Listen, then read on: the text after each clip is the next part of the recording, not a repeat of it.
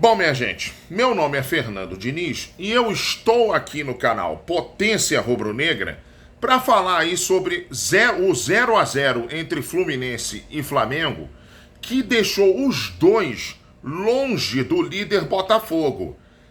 Né? Os dois, aliás, já não estavam muito perto. O Flamengo estava a 10 pontos e o Fluminense a 12. Só que tem que agora o Flamengo ficou a 12 pontos e o Fluminense ficou a 14 pontos do líder Botafogo. Só que tem que os dois lados podem até reclamar de arbitragem, mas o Flamengo pode reclamar mais ainda de arbitragem do que o Fluminense. Bom, se você quiser, chega aqui, tá aqui no canal, não é inscrito? Por favor, se inscreva no canal, deixa aquele like maneiro, comenta nos nossos vídeos, aumente aí, por favor, o nosso engajamento. Bom, Fla-Flu que começou equilibrado, com as duas equipes tentando, criando chances, mas mais o Flamengo tendo mais presença ofensiva no campo de ataque, aquela marcação-pressão na saída de bola do Fluminense, que tanto incomodou o Fluminense, principalmente no primeiro jogo da Copa do Brasil, né? Mas aí o Flamengo acabou também não criando grandes oportunidades no primeiro tempo. E essa marcação-pressão foi eficiente até os 25, 30 minutos do primeiro tempo. Aí depois o Fluminense também foi aos pouquinhos equilibrando o jogo, mas também o jogo também começou a ficar muito picado, com muitas faltas. No total foram 45 faltas no jogo. 25 do Flamengo e 20 do Fluminense, alguma coisa assim. Bom, jogo muito picado no primeiro tempo, muitas faltas. O Felipe Melo, por exemplo, como sempre, aliás, recebeu o cartãozinho amarelo dele logo no início do primeiro tempo. O André, que não é um jogador muito violento, não, é um bom volante até, ele recebeu também cartão amarelo no primeiro tempo. Então, os dois times estavam com os ânimos bem aflorados. E no primeiro tempo, a meu ver, teve dois lances aonde o VAR poderia ter entrado em ação. Um deles deveria, no outro poderia. O lance em que o VAR poderia ter entrado em ação era uma entrada dura do Lima no Felipe Luiz no primeiro tempo. Lá pelo lado esquerdo de ataque do Flamengo, o Felipe Luiz ganha na velocidade do Lima, o Lima vai e dá uma entrada forte em cima dele. Já já eu vou falar sobre um lance parecido no segundo tempo, que o VAR entrou em ação e acabou até expulsando o jogador do Flamengo. E o lance em que o VAR deveria ter entrado em ação, mas não entrou, foi um lance de cruzamento para a área do Felipe Luiz, uma dividida entre o Felipe Melo e o Arrascaeta na área. Dividida com o Felipe Melo, você já sabe o que vai acontecer. Vai acontecer falta. Vai acontecer a falta. E foi pênalti do Felipe Melo no Arrascaeta. Mas para o VAR e para o árbitro não houve nada. O árbitro não marcou e o VAR muito menos. Enfim, primeiro tempo concluído 0 a 0, sem grandes chances ou emoções. Vamos lá, segundo tempo. Aí no segundo tempo o Flamengo cansou e recuou um pouco. Eu acho até que o Sampaoli demorou bastante a mexer. O Fluminense mexeu logo no intervalo, botou o Lelê para jogar no ataque ao lado do Cano e a alteração surtiu efeito. O Sampaoli demorou bastante a reagir, pelo menos, a essa alteração do Sampaoli. Bom, e aí veio o VAR como o grande protagonista do jogo no segundo tempo. Primeiro lance que o VAR entrou em ação foi o gol que seria o gol do Fluminense.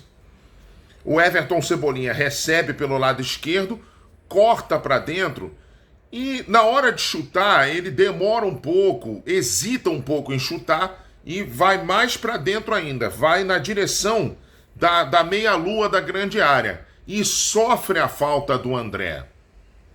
Tá? E aí o Fluminense rouba a bola, parte no contra-ataque, o Arias tem o campo todo livre à sua frente, e aí o Arias recebe e chuta no canto e faz Fluminense 1, Flamengo 0. O Arias arranca da intermediária defensiva e vai até a entrada da grande área do Flamengo e faz 1-0.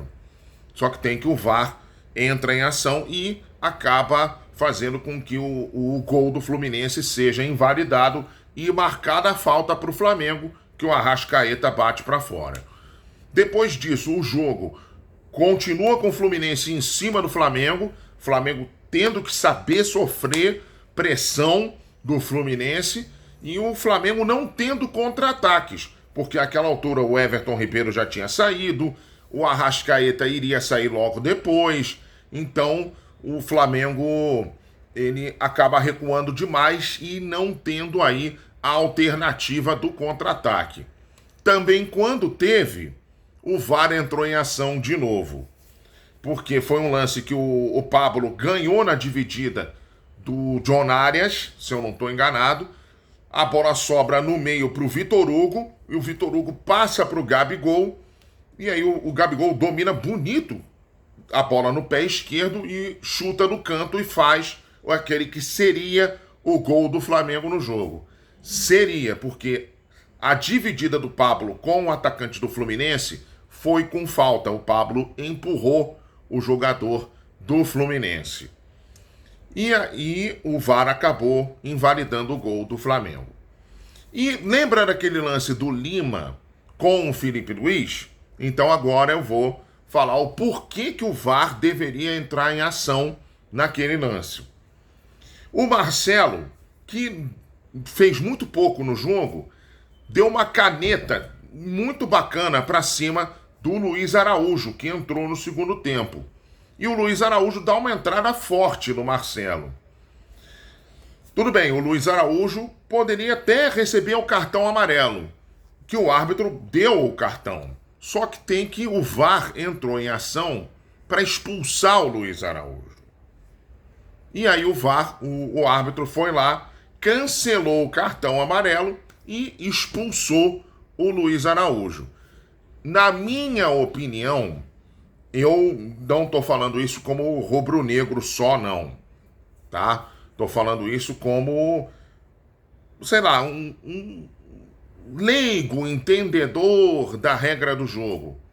Eu teria chamado, se fosse o VAR, para poder aí expulsar o Lima também naquela entrada ali no primeiro tempo. Tá bom? Bom, 0-0, Flamengo e Fluminense, os dois estão aí a 12 e a 14 pontos do Botafogo. Situação um pouquinho chata no Campeonato Brasileiro, mas ainda dá para buscar. São 14 rodadas aí que faltam, então aí Flamengo e Fluminense tem que remar aí bastante para buscar o Botafogo. Porém, tem notícia boa também aqui na coluna hoje. Saiu hoje o mando de campo das semifinais da Copa do Brasil, sorteado agora na CBF, tá? Dia 26 de julho, primeiro jogo das semifinais da Copa do Brasil. O Corinthians recebe o São Paulo na Neoquímica Arena. E aí, amigo, o Flamengo vai a Porto Alegre jogar contra o Grêmio, lá na Arena do Grêmio. Ou seja, dia 16 de agosto, o jogo da volta é aqui, no Maracanã. Flamengo e Grêmio, o Flamengo recebe aí o tricolor gaúcho no jogo de volta. O que vocês acham, hein? Decisão em casa é sempre melhor. É sempre melhor decidir aqui no Maracanã, como aconteceu nas duas últimas vezes que Flamengo e Grêmio se enfrentaram em Copa do Brasil. Em 2018, que o Flamengo empatou em 1-1 lá em Porto Alegre, aliás, até gol do craque Lincoln, né? Aliás, cruzamento de outro craque, René. E aí o Flamengo decidiu em casa, fez 1-0, gol de Everton Ribeiro. E também em 2021, que o Flamengo tinha ganho de 4-0 lá em Porto Alegre. Aliás, um jogo extremamente traumático para eles, porque eles tomaram gol de Rodinei, Vitinho e Michael. É brincadeira?